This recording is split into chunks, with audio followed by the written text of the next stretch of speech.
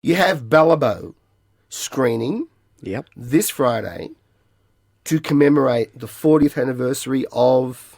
The murder of those, poor young men, happened on October 16, 1975, shown in our film. And here we are on the 40-year anniversary. Not much has been done about it. But the families, some of the actors, the filmmakers all getting together to screen it in the beautiful cinema, the Astor Cinema, to commemorate this very sad anniversary, but also, to raise some money for a dental clinic in Balibo. I love the families of those journalists have done such amazing work. They have this whole philosophy, remembering the past, looking to the future. And so they're using money to help the town of Balibo. So it's amazing. Let's just unpack for one moment what you just said.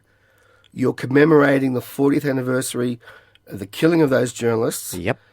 And there's not a lot else on? Well, I guess, there just remains this big question. There was a coronial finding, Darrell Pinch, New South Wales coroner, into the murder of Brian Peters. She found that he was murdered and named people involved, and nothing much has happened. It's the federal police took it and, just kind of didn't really do anything. On the Indonesian side, Balibo's still banned in Indonesia, so it can't ever be screened there legally. But, I talk to young Indonesian people I meet, whenever I'm travelling, and they're really interested in their history. They've moved on a bit. They're happy to deal with it, but I think the powers that be aren't. So it's turned out that this film, as well as being a magnificently made, entertaining, gripping, engrossing film, has another life as a reminder of what happened that we otherwise would not have had.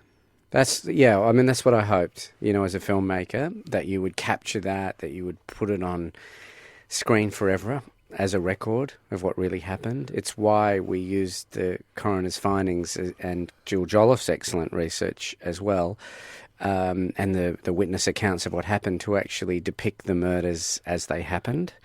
But more than that, really, to tell the story of this country, a very close neighbour, an hour's flight from Darwin, to tell the story of this place. And so we took the film crew there. When people watch the film, they see where it really happened. They see East Timor. They see, the view from the Portuguese fort in Balibo looking down to the sea where those journalists would have seen the Indonesian warships. We tried to make it have that veracity for, as you say, history's sake. Can you tell us a little bit about the life that the film has had since it came out in 2009? Well, it's been an amazing journey, for all of us. I mean, a lot of the people we gathered together to make the film have gone on to do incredible things. Oscar Isaac, who played José Ramos Horta, he's become a massive star. It's one of his early films, and he's now coming out in Star Wars soon. He did Ex Machina, obviously the wonderful Coen Brothers film. He's having this incredible career. Damon Gamo, who played Greg Shackleton's become a filmmaker. That Sugar film. Tom Wright, he's, in the film Everest. Nathan Phillips is in a big... I mean, they're all having an amazing career.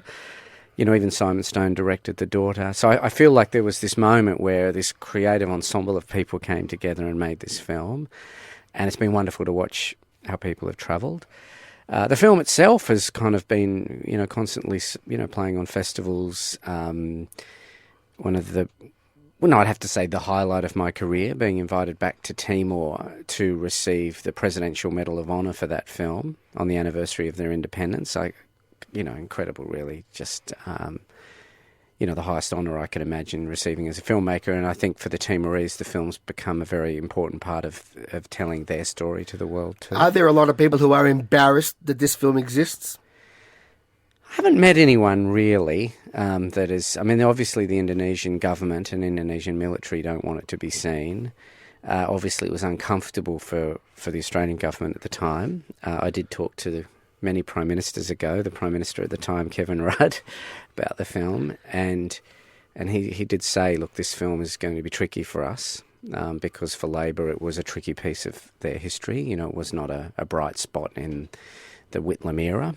But he was very grown up about it, actually, and he had this belief that filmmakers and artists should be able to make stuff. Unlike the current government that, took it back in-house, he believed that you should put the money out there and let filmmakers make films like Balibo, even if they challenged the government of the time. And so even though they were a bit uncomfortable, I think, I was still invited to have a screening in Parliament House. That was quite a night. But no, it's been a great journey, a great odyssey with that film. Just quickly in parentheses, it's part of the job of art and of cinema to be uncomfortable. Yes, so if that's the government right. says it's uncomfortable, good.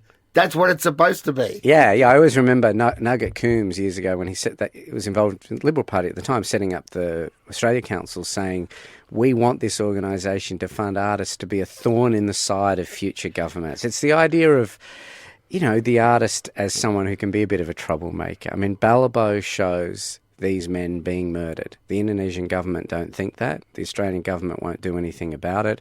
A coroner has found that they were murdered. There it is. This film tells it as it is. And I'm really proud of that.